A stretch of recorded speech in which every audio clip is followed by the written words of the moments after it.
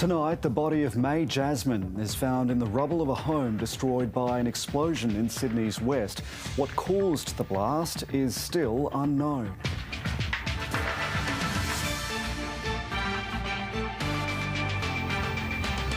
Energy companies accused of ripping off hundreds of thousands of consumers with smart meters.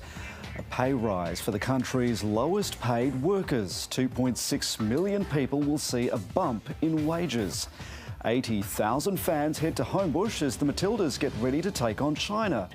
And the artists documenting the life and death of a New South Wales power station.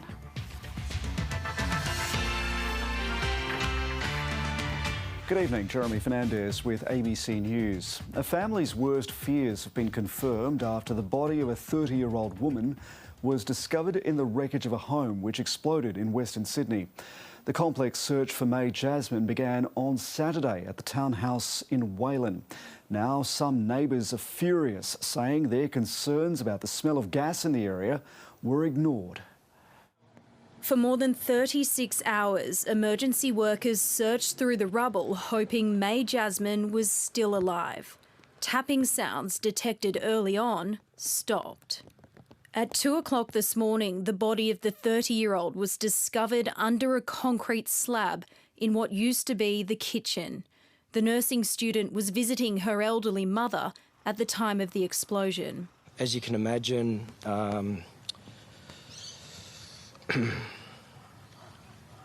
Mum's devastated. In a statement, the family thanked emergency services for their tireless efforts and said they're appreciative of their support, kindness and assistance. Neighbours paid tribute to her life, cut short. When all of these flats back onto your backyard, it seriously hits home. We're very, very sorry that this has happened. After the blast on Saturday, crews began removing debris by hand. Last night, they brought in a crane to do the heavy lifting. Now the rescue mission is over. The police investigation has begun to determine exactly what happened. Residents say they've been smelling gas for as long as a year. It's just heartbreaking that's happened so close to home, and we've smelt gas for such a long time too. How can you feel safe when that just happened? The state government, which owns the complex, says on 2 occasions issues with the gas mains were reported and fixed, most recently in April this year. The question will be and should be, well, was it, something that could have been known about? Was it preventable? The gas supplier, Gemina, says it expects an investigation to take some time. The explosion could be heard several kilometres from here, and it's clear it's had a big impact on the wider community. Mental health support has been set up in Mount Druitt for anyone who needs help. Those who've been made homeless are being provided temporary housing until it's safe to return. Xanthi Gregory, ABC News, Sydney. Energy retailers are being accused of using sneaky tactics to gouge some households. An ABC investigation has found that some residential customers are being moved to so-called demand rates without being told and unable to opt out. At home among the tall trees and his animals, Steve Gale has little to complain about. He moved to his hobby farm on the New South Wales mid-north coast more than a decade ago, seeking the simple life. We're Sydney refugees and we wanted a tree change. One part of his life that's not getting simpler, though, is his electricity bills. The retired mechanical engineer is bothered by their growing complexity. Chief among his complaints is a little-known pricing scheme called a demand tariff. It works by taking his single highest point of demand for electricity from the grid and applying that rate across an entire month. And it's levied on top of consumption and daily service charges. It's quite a shock to suddenly see that on the bill. That wasn't advertised on the website. Steve is not alone. In New South Wales, close to a quarter of households have been shifted onto time of use or flexible tariffs. In South Australia, it's over 40%. Fuelling the shift is the mass rollout of smart electricity meters, which regulators want installed on every Australian home by the end of the decade. If we were to do nothing, the cost of the grid would be higher. While retailers acknowledge there are problems with the rollout of smart meters and the tariff reforms they enable, they say using the grid more efficiently will be crucial as the energy transition gathers pace. But critics say the changes are being handled so poorly, they're often hurting consumers and putting at risk many of the supposed benefits. I think it's really quite an appalling failure of the system. Steve says the lack of notification or education for consumers is particularly damning. It's almost arbitrary. If people have got no control over their peak demand, then they're just going to get slugged. It's a penalty, a stick without a carrot. When the grass for consumers isn't always greener. Daniel Mercer, ABC News. More than 2.5 million people are set for a pay rise next month. That's after a ruling by the Fair Work Commission to raise minimum and award wages. It'll put about $33 extra into the pockets of full-time workers each week. Millions of workers like Danielle Maston are getting a pay rise. I'm averaging about 30 hours a fortnight because I'm studying full-time as well. So overall, money-wise, it's a good thing to be getting paid a little bit extra. Like 2.6 million other workers, Danielle is set to pocket an extra 3.75%. From next month, the minimum hourly rate is rising from $23.23 to just over $24, or about $33 extra a week to almost $916 for full-time workers. Modern award minimum wages remain in real terms lower than they were 5 years ago. Unions are disappointed the Commission isn't boosting wages by more, but it says that low-paid workers will also benefit from the Stage 3 tax cuts. A mid-level community worker will be $3,200 a year better off. An entry-level retail or hospo worker will be $2,600 a year better off. But industry groups say the Fair Work Commission's ruling goes too far, with retail and hospitality sectors battling rising insolvencies. It tests the acceptable limit for business, particularly for small business. This outcome does not give us a higher inflation track than we already had. We continue to see inflation coming down through the second half of this year. Unions were pushing for an extra increase to the awards that cover female-dominated industries like early childhood educators and dental assistants, but the Fair Work Commission has held back and instead has announced a review. The Commission have now set down a process with timelines, prioritise the most feminised awards, and we will see a shift. A push for fairer work. Amelia Terzon, ABC News. Employers could soon face a 25-year jail term if their negligence leads to the death of a worker. The state government will tomorrow introduce a bill creating a new offence of industrial manslaughter. It'll also carry a potential fine of $20 million. The move is being welcomed by the parents of 18-year-old Christopher Casaniti, who was killed when an overloaded scaffold collapsed onto him in 2019. Every worker deserves to go home safe, and the only way they get to go home safe is when those consequences are put in place. It's about a deterrent. We don't want anybody to go to jail. We don't want anyone to face these multi-million-dollar fines. But the people have said it's enough. It is enough. 300 workers have been killed since 2019. The man accused of killing Chalice Mutton has taken the stand in his Supreme Court trial. He became emotional as he told jurors he witnessed the 9-year-old's mother shoot her own daughter. Justin Lawrence Stein has pleaded not guilty to murdering the schoolgirl, but admits to dumping the barrel which her body was found in. Ethan Ricks reports. Under oath, Justin Lawrence Stein told jurors the wrong person is standing trial for murder. He's accused of killing Chalice Mutton when the two were alone at a property in Mount Wilson, while the girl's mother, Callista Mutton, was more than an hour away.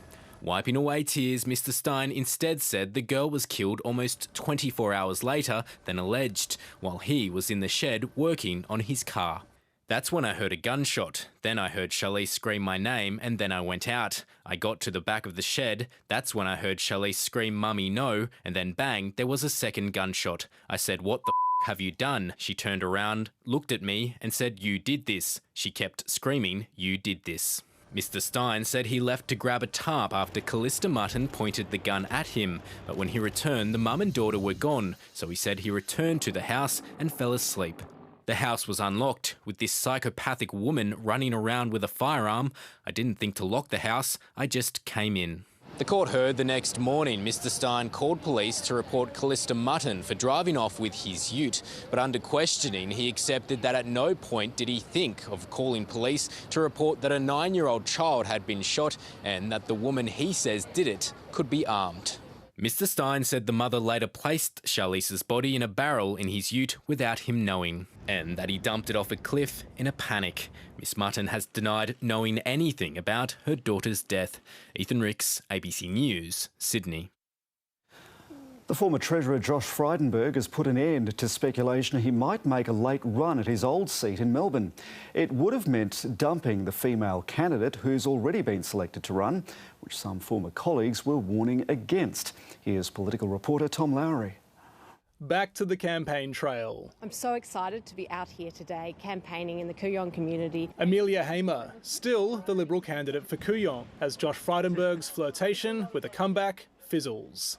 I think Josh is a fantastic figure in the party, but I'm the candidate for Kooyong and I intend to continue standing.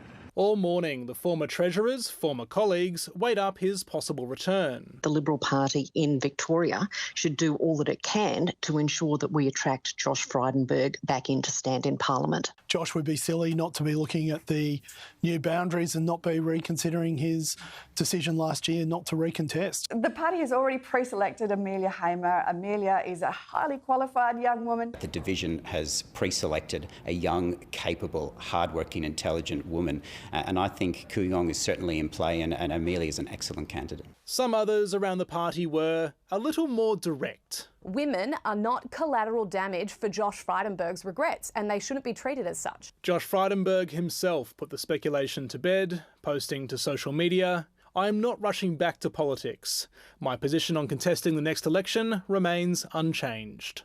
This story ends where it began only a day ago, but we did learn two things along the way. Some in the Liberal Party see a need for a figure like Josh Frydenberg to return, while others see offering young, talented and female candidates as a much more pressing concern. In Kooyong, at least, those in the second camp have carried the day. Tom Lowry, ABC News, Canberra. The Immigration Minister has conceded he was wrong to claim drones were being used to monitor people who've recently been released from detention. More than 150 people are now in the community after the High Court ruled in November that indefinite immigration detention for people with no reasonable prospect of deportation was unlawful. The group includes serious convicted criminals. Andrew Giles said last week that drones were being used by authorities to keep track of them. I relied on information provided by my department at the time, which has since been clarified. Members on my left. As part of the work monitoring and supporting community safety, Operation Aegis draws on information from a range of sources using different technologies, including aerial open source and other imagery through their work with state and territory law enforcement bodies. The Fair Work Commission has ruled the freelance journalist Antoinette Lattouf was sacked by the ABC partway into a radio hosting job in Sydney last year. It paves the way for her to pursue the broadcaster in the federal court for unlawful termination. The ABC maintains it acted properly because Ms Lattouf did not comply with a directive about her social media use. Flanked by lawyers, Antoinette Lattouf took on the ABC in the Fair Work Commission earlier this year, claiming she was unfairly dismissed because of a social media post about the war in Gaza. The case has attracted protesters, both against and in support of the presenter. Free, free Gaza! Today, the Commission has ruled Ms Lattouf was sacked. She was hired for 5 days in December, but was taken off air on day 3. Ms Lattouf claims the ABC told her she'd breached social media policy, with this post on her personal Instagram, reshared from a Human Rights Watch account. The ABC argued Ms Lattouf was not terminated because she was paid for her remaining shifts. But the Commission's Deputy President, Gerard Boyce, has rejected that. The applicant was not allocated any further or other work to perform, and she was asked to politely leave sooner rather than later. Ms Lattouf has released a statement. I am bitterly disappointed that I was fired for posting a fact the ABC itself was also reporting. The truth isn't always convenient or comfortable, but it doesn't stop being factual. Today's decision paves the way for Antoinette Lattouf to pursue the ABC here in the federal court. Her lawyers have already filed a second case, arguing the ABC breached its enterprise agreement by firing her without notifying her in writing. Today's decision didn't rule on whether complaints about Ms Lattouf from pro-Israel lobbyists led to her sacking. In a statement, the ABC says it acted on the basis of a belief that Ms Lattouf had not complied with a direction about her social media use, and it will continue to defend the matter in the federal court. Isabel Rowe, ABC News, Sydney. For centuries, art has been used as a way of documenting history. Now, artists in the New South Wales Upper Hunter region are using their talents to mark a pivotal moment in the country's energy transition, the closure of the Liddell coal-fired power station. It's proven to be an eye-opening experience in which the stories of workers have shone through. Growing up, Todd Fuller didn't really know what his dad's job involved. I think, like a lot of children, your parents just go to work. You don't necessarily understand what work is. Peter Fuller was a boilermaker at the Liddell power station for over a decade. It was a baseload power station, and that's what it was built for, is to keep the electricity going in New South Wales. His son is one of 17 artists tasked with creatively documenting Liddell's closure last year after more than 50 years of operation. Todd interviewed 30 former workers, including his dad, while painting their portrait. It was a great opportunity to kind of unpack that enigma of what my dad actually did all those hours he was away at work. The artists spent time inside the power station to find inspiration. Rebecca Rath thought it looked uninviting until she went inside. From the moment I was there and I met the staff, my opinion changed. It was like day and night. The staff were so lovely. They were very welcoming and passionate and friendly. One artist used sound to create his piece. Blacksmith Will Maguire made sculptures from old Liddell pipes. It's just this strange, kind of quite humorous situation where you've got these mini people running this massive big plant. And so I suppose that's what's sort of come out a little bit with these works. Liddell's future will look very different to its past, with plans to transform it into a clean energy hub, meaning the artwork illustrates a turning point in the state's transition from fossil fuels. One of the aspects that I'm most proud of is that these art forms will live on for future generations. A moment in history preserved forever. Romy Stevens, ABC News, Muswellbrook. Coming up on 7:30, should children under 14 be banned from social media? We've seen a spike in childhood anxiety. We've seen massive growth in young people's depression. Knowing how the brains are wired to use it compulsively, it just got too hard to manage. Anyone who thinks that teenagers are not savvy enough to figure out how to get around something like this, I think is kind of kidding themselves.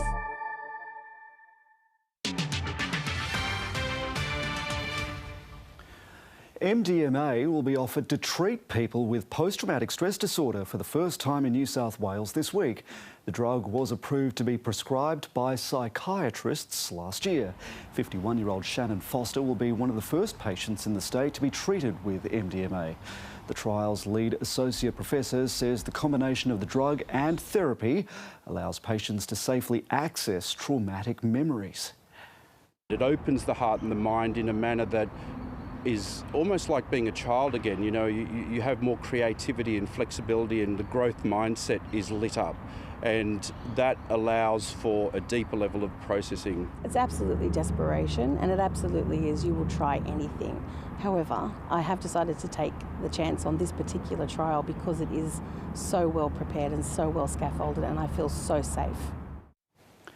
The United States is continuing to press Israel on the Gaza ceasefire proposal, which was outlined by President Joe Biden last week. Hamas is yet to give an official response to the three-part plan that would begin with a 6-week cessation of hostilities in Gaza. There would also be a surge of humanitarian aid and the exchange of some hostages for Palestinian prisoners.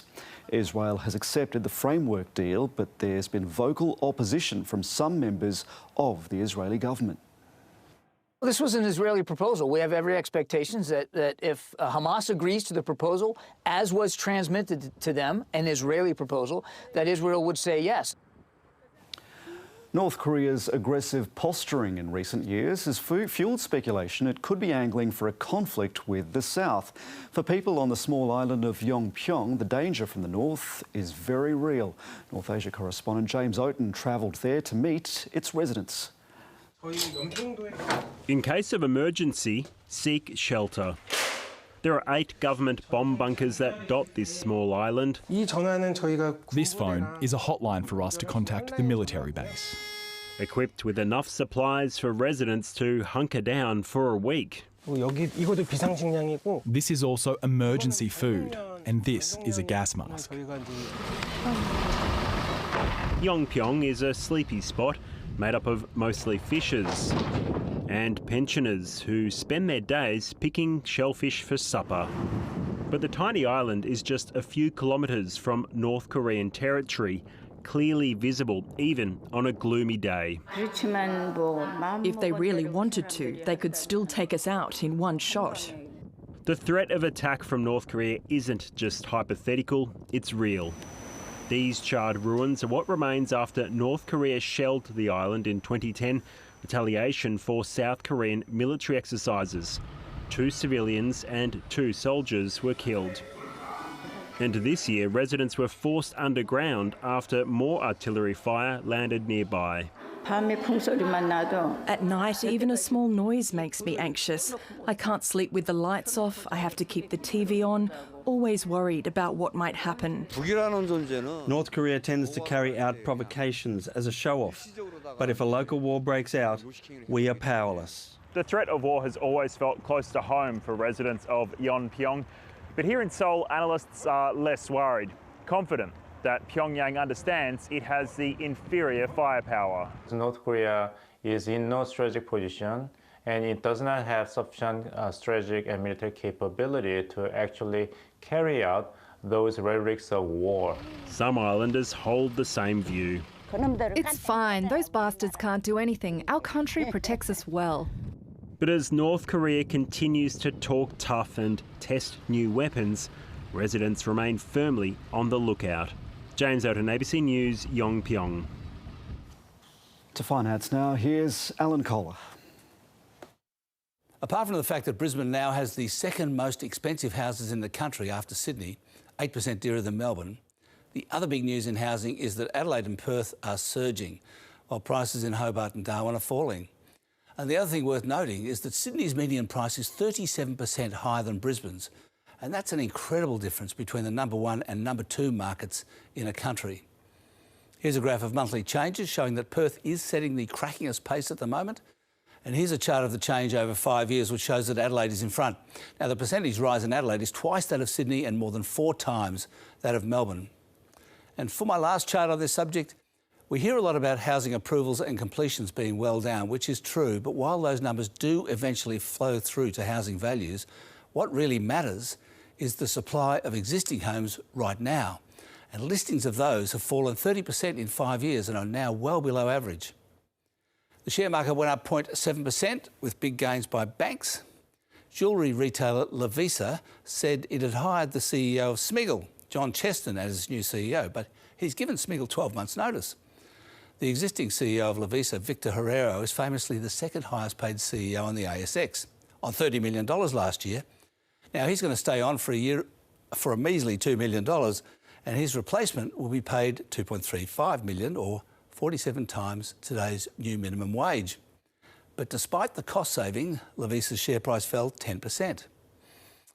Global markets all rose, commodities all fell, and the Australian dollar didn't move. And that's finance. About 80,000 fans are about to see the Matildas play in their last match on home soil before the Paris Olympics. ABC Sport reporter Amanda Shalala is at Stadium Australia for us tonight. Amanda, this friendly against China looks to be another sellout crowd for the Matildas. Jez, this is the 14th consecutive home match that the Matildas have sold out, which is quite remarkable considering that it is just a friendly. The last time Sydney siders got to see the Matildas was during last year's extraordinary Women's World Cup, and it was that loss to England in the semi-finals. So the fans are hoping for a different result tonight to send them out in style, and they say they're really excited to see their heroes in action once again. Go Matildas! It's the event of the year, and we're here to support Matilda's last game on home soil before they go off to Paris. Woo! We love the Tillies. Go the Tillies. Go the Tillies. Future Matilda over here. Matilda's coach Tony Gustafsson will name his final 18-player squad for the Paris Olympics tomorrow morning, and he has said that there are still 4 spots up for grabs, so it's really important for those players on the fringe to show their stuff tonight and show that they deserve to be in Paris. Tonight's also a really special occasion for veteran goalkeeper Lydia Williams. She has announced she'll retire from international football after... And tonight is her last game at home, and to honour her, she has been named to start in goals, and she's been named as the captain as well, so it should be a great night. As you can see, everyone's really pumped and very excited. What a great crowd. Amanda Shalala, thank you. If the skippers of the Blues and Maroons can agree on one thing, it's that it wouldn't be a State of Origin series without a storyline. It's undeniable James Tedesco's sensational axing from the Blues dominated headlines. Now that he's back in the side, even Queensland admits they're happy to see the veteran fullback return. With Origin Week underway, the Maroons enjoyed one last day of Gold Coast sun, well rested for their trip across the border. The Blues camp has been anything but restful. Yeah, look, it just feels like that's the roller coaster of Origin. It feels like there's always these sort of storylines each year. James Tedesco replaces injured debutant Dylan Edwards 1 week after the veteran skipper's sensational axing. He's exactly how you'd expect him. He's come in all class. He's still a leader in his own right, and yeah, look, he'll go out and do a wonderful job for us on Wednesday night, as will the team. So we're looking forward to it. Edwards was all smiles despite the drama. Probably would have been easy to go and just hide away at home there for a couple of days, but still fronting up, still doing his job for the team. Tedesco's inclusion hasn't rattled the Queenslanders. He's going to do a great job for him. We're certainly not going to underestimate him or any of the New South Wales players, so I guess it just adds to the theatre of Origin. Daly Cherry Evans admitting he's happy to see his rival return. It's been a crazy 48 hours for Teddy, but he's someone who's done the job well for them before, so we'll be on high alert for Teddy. I'm sure he'll come out with a point to prove. The Maroons want to make a statement too. Selwyn Cobbo's use on the bench is still in doubt. At the end of the day, the way we've trained, we're very clear on how our bench is going to be used. All will be revealed on Wednesday. Chloe Shemicki, ABC News. Let's take a look at the weather now. Sydney enjoyed a mostly sunny day today, with temperatures in the metro area slightly warmer than the long-term averages for June, aided by northwesterly winds. Clear skies brought a cool night elsewhere in the state. The low pressure system that brought us the weekend downpour is still sitting just off the south coast, and that's resulted in a few light showers in the state's southeast, with a few isolated falls about the mid-north coast as well. This is the view from above tonight. The offshore low and front continue to drift away, bringing a promise of dry conditions in most areas tomorrow. A band of showers currently stretching from northwestern WA to South Australia is headed this way. It'll arrive with a few showers through our inland districts from Wednesday and intensify on the coast, especially from Sydney to the central west and south coast. That system brings cloudy skies to Adelaide tomorrow. It'll be partly cloudy in Melbourne and Canberra, and for Brisbane, mostly sunny. We'll get a dry and mostly sunny day in the state's northeast tomorrow after some morning frost on higher ground and on northern tablelands. It'll also be mostly sunny in the Illawarra and south coast, turning partly cloudy about the tablelands with some morning frost. Showers are possible on the far southern slopes and ranges, and there is a sheep grazier's warning for the southern tablelands along with the northern tablelands. You'll see high cloud increasing in the west, but it should stay dry. Expect some patchy morning frost and fog inland. Daytime temperatures will be cooler than average. Winds in the east will remain westerly. They may be strong on the Eden coast. It'll be fine and mostly sunny in Sydney tomorrow. Overnight lows ranging between 5 in Richmond and 10 on the coast. Tops again about 18 to 19 degrees. The sun will rise at 6:52 a.m. and beyond tomorrow, showers start to build up again, starting from Wednesday morning and increasing through Thursday. The showers will likely become lighter by next weekend. Here's Sarah Ferguson with 7:30.